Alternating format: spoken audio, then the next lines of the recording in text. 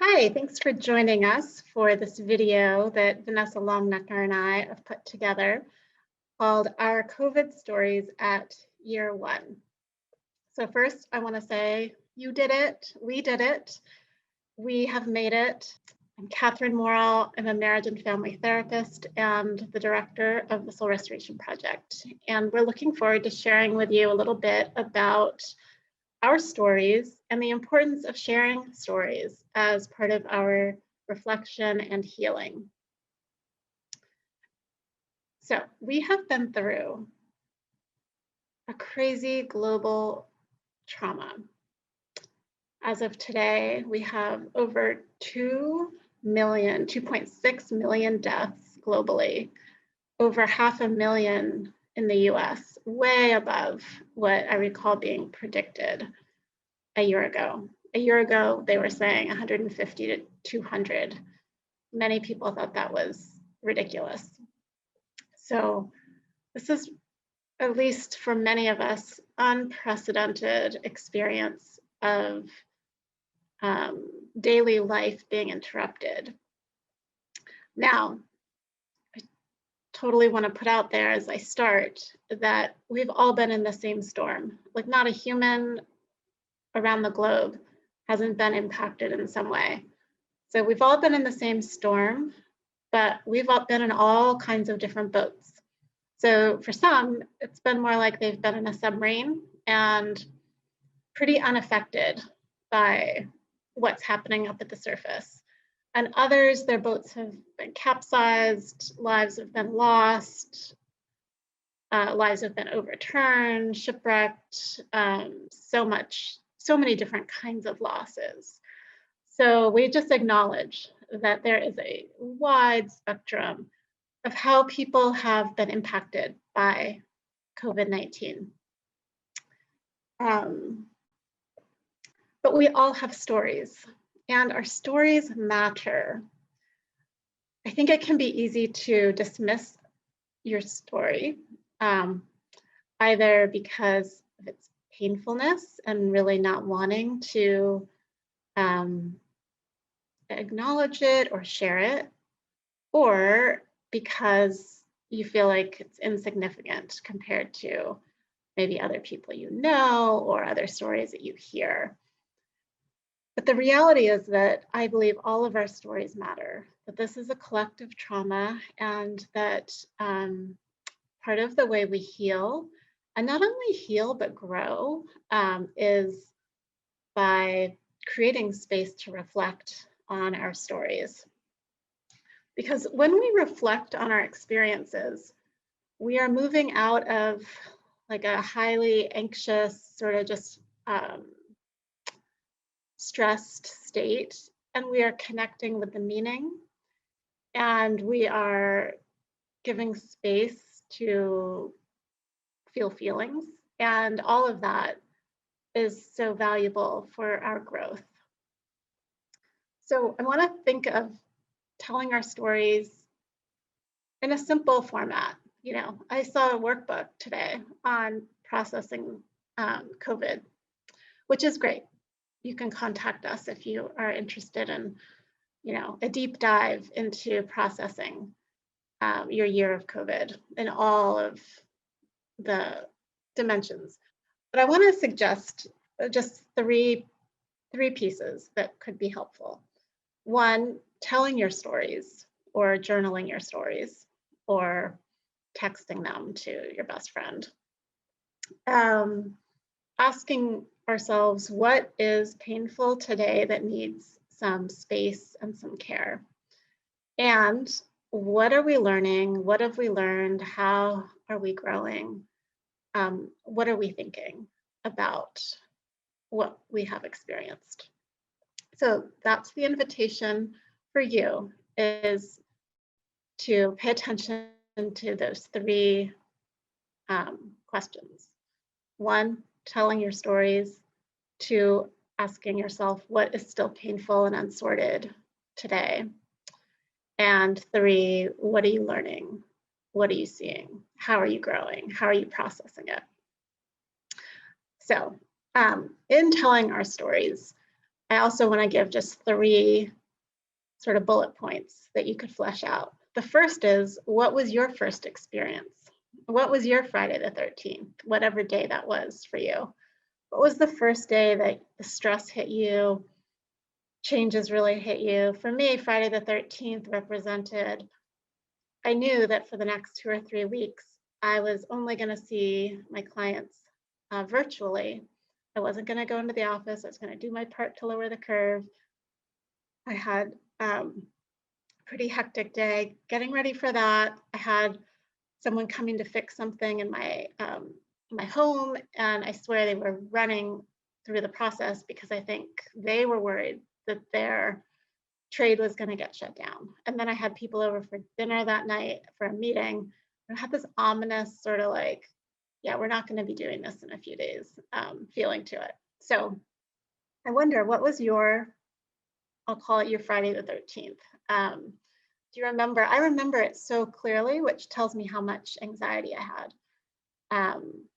Then I want you to think about, what were some of the highlights of the year and what were some of the lowlights? Go in whichever order you want. For me, I'm grateful beyond belief for Zoom, for being able to stay in touch, and not only stay in touch with people that I would want to be in touch with, but to be in touch more intentionally with people that I might not have been in touch with at all. So there was that sense of spaciousness and simplicity that put me back in touch with some people I hadn't been in contact with. Also, I had such the privilege of being able to process what we were going through in real time as my clients were processing it with me. So it was just very meaningful to be able to walk alongside people in their own process. So those were a couple of highlights. Lowlights for me, there were probably 2 that I'll point to. One was the stress of leading Soul Restoration Project and trying to manage all the shifting like requirements, and is it safe to see clients in person or not, and how to manage, all of the ins and outs of that. And several times I said, let me consult my pandemic handbook because, right, who knows?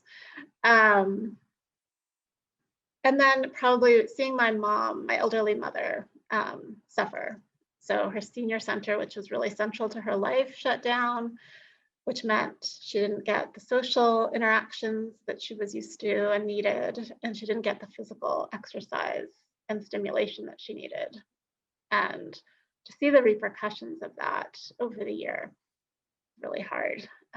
Watching her lose her balance more, watching her have a pretty significant fall when she was actually also wearing a mask, which, especially for older people, but for anybody, it can cause you to just not be able to see where you're going as much. So I think seeing her suffer, and then the relational difficulties, which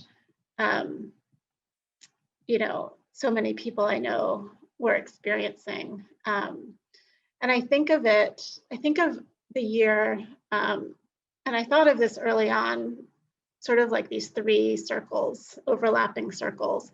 And one was our economic, financial health as families and individuals.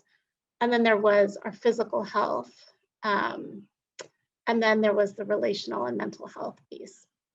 And for a few people, there was a sweet spot where the 3 overlapped. But for many people, that was not the case. And so there was a lot of trying to,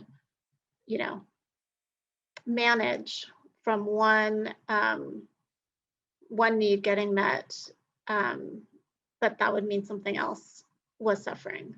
So just helping people to manage and process the reality of so many different kinds of losses was particularly painful. I think seeing the financial losses of so many restaurant workers and business owners, and the strain on healthcare workers. I mean, I think we're all exposed to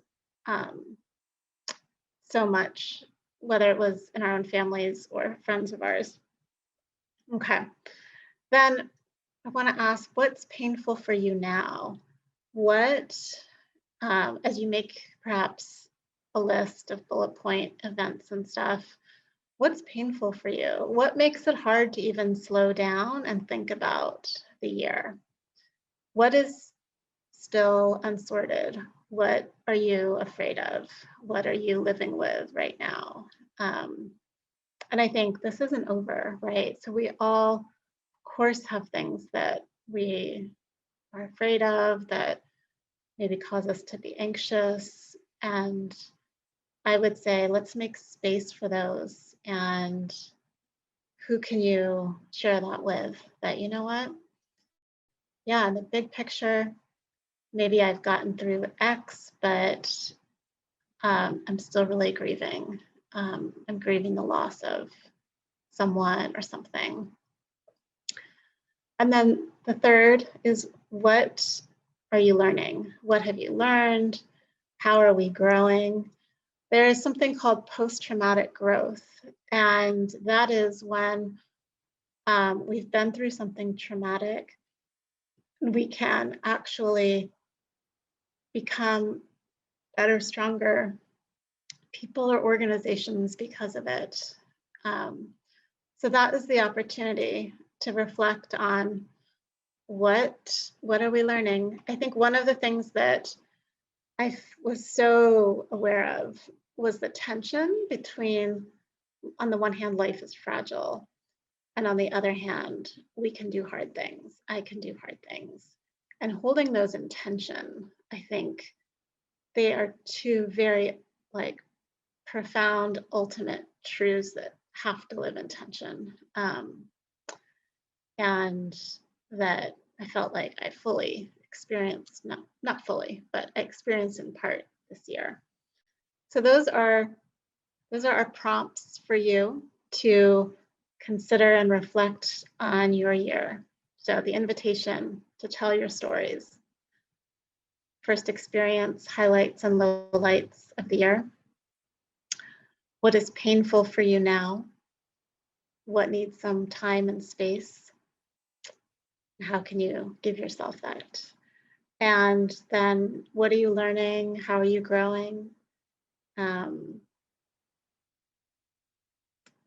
there you go.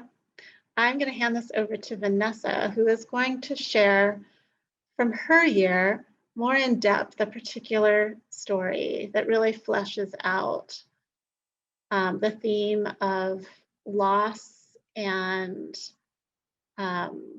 managing and coping and adaptation. So, Vanessa, here you go. Thanks, Catherine. Again, I'm Vanessa Longnecker, marriage and family therapist at Soul Restoration Project. And yeah, spent a little bit of time doing some reflecting on the losses of this past year. And honestly, part of me was really dreading it because it's been a lot. There's been so much shifting and changing, adapting that has taken place that it is something where it's like, whew, right? Like I'm gonna gear up and have my support system on call while I do this. And at the same time, it was so good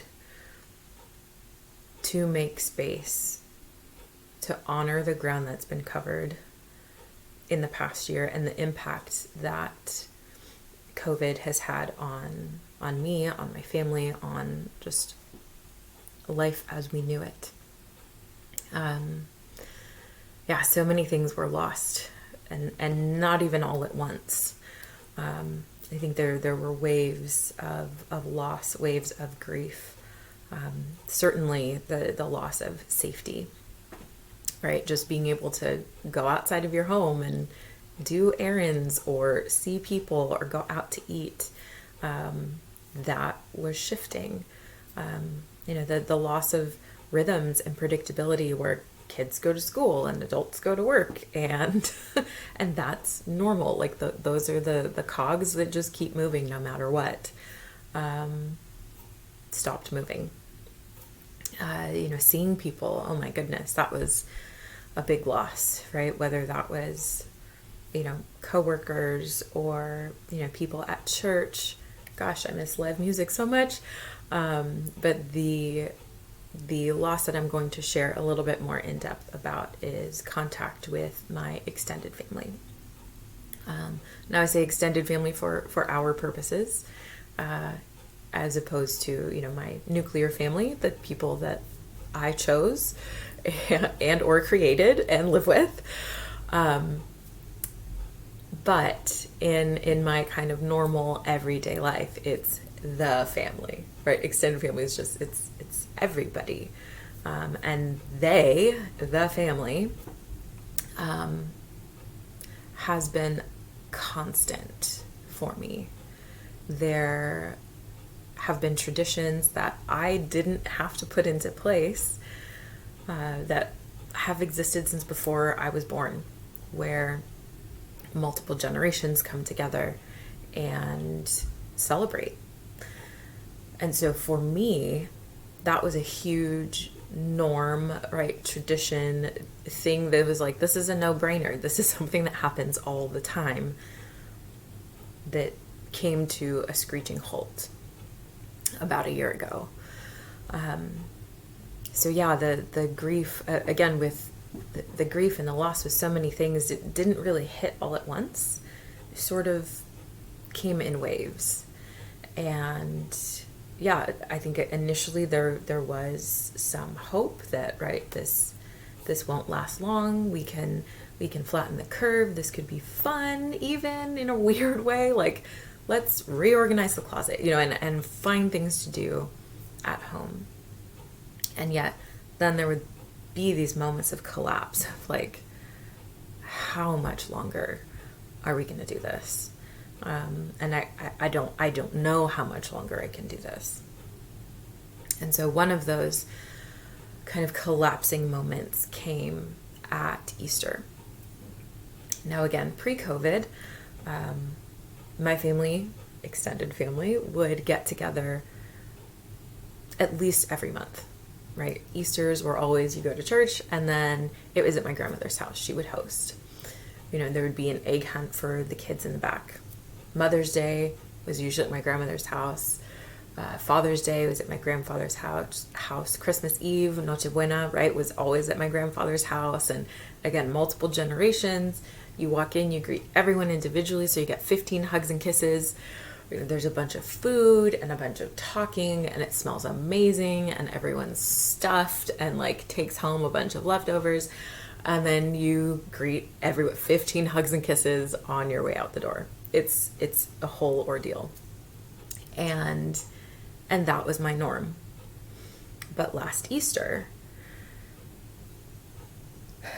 came, and we were doing church virtually, right? My husband and I did put something together for our kids, that was in our own backyard instead of at my grandmother's house. And it was good, but it was not what I had come to know and love and expect for that holiday. And so I remember it really hitting me when the day was done, right, when my kids were in bed, and just crying at the loss of tradition that had taken place for as long as I could remember, where Easter didn't feel like Easter. I had a similar feeling around Christmas time as well. And it was another kind of collapse moment of like, here's another holiday where I long to be with my extended family, and we aren't going to be. So again, that was challenging. More tears came. Tears have been present throughout the year. But how I ended up kind of managing some of that was I reached out to my family. And, sometimes it would just be, FaceTime calls or, text messages and checking in. But when Christmas came, I was really feeling the loss of not only the people, but the places, the smells, the food.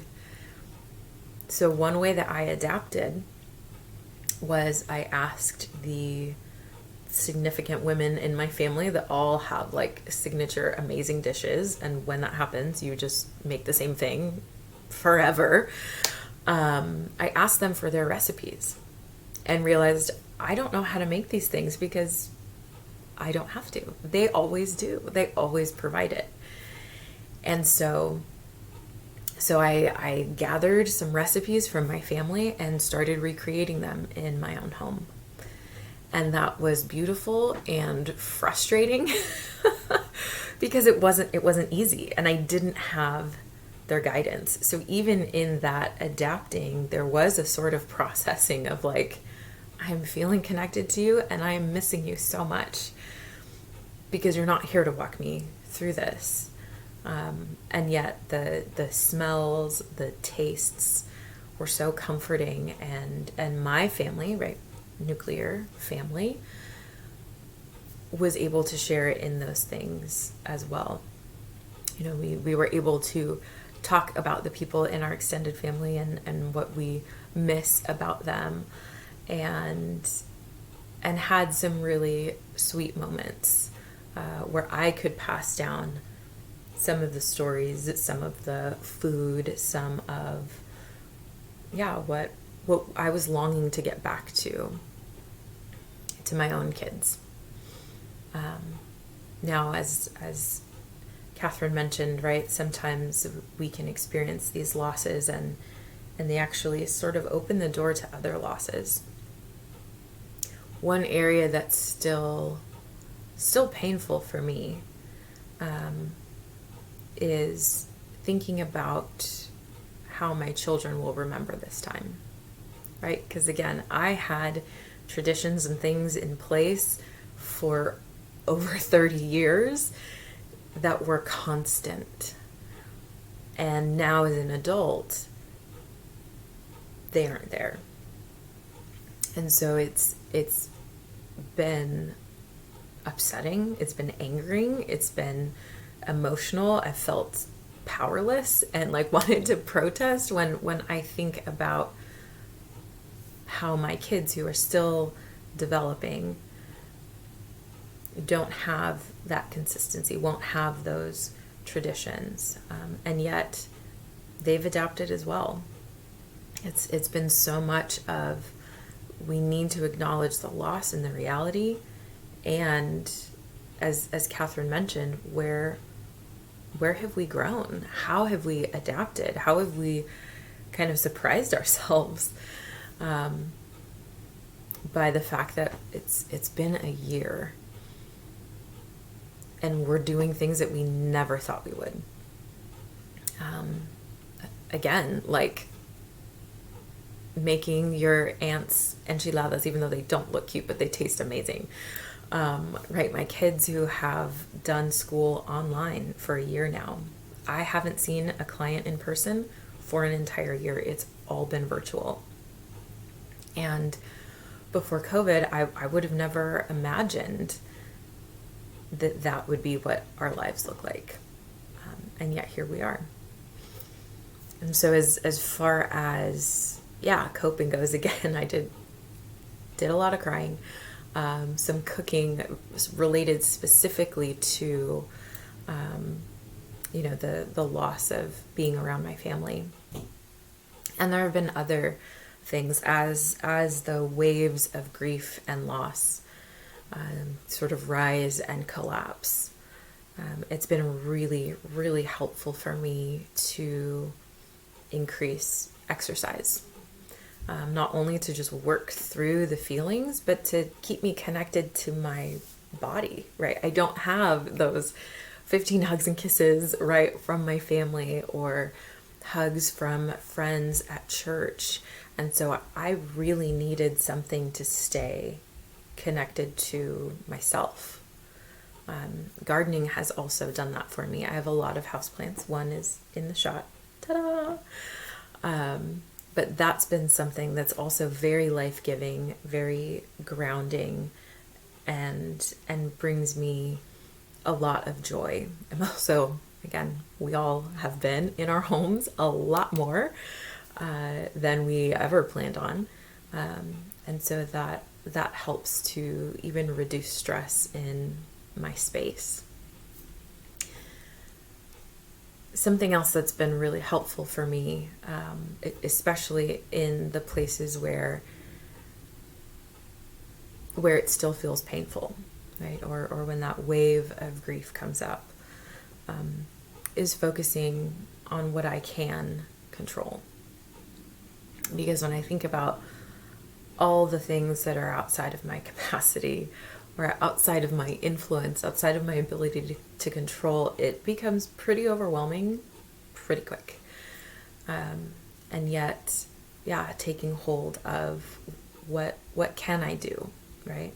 How can I shape new traditions for my family, right? How can I care for myself? How can I, reach out to others in my capacity, right? And give myself grace and permission to rest. That has been a boundary for me. That has been non-negotiable. Where in the past, maybe that was pushed a little bit. But this has been hard work. And I think even realizing how much rest is important and taking time to reflect has been a gain, right, from this really wacky season. And so I hope that as you hear a bit of my story, that you can also reflect on what things were challenging, right? Where have you experienced loss? What was a high point, right? Or a gain, if you will? What was challenging? And congratulate yourself on making it to today, making it to right now. Because we have, as Catherine said, we've done tough things. We've adapted. We're resilient, and we're not the same. I hope that you enjoy. It's a strange word for that, but I hope that you are able to take some time to reflect and carve out space to honor the good, the bad, the ugly, the redemptive, dare I even say beautiful pieces of the past year. Blessings to you and your continued COVID journey. And if you'd like more information about Soul Restoration Project, feel free to visit our website at soulrestorationproject.org.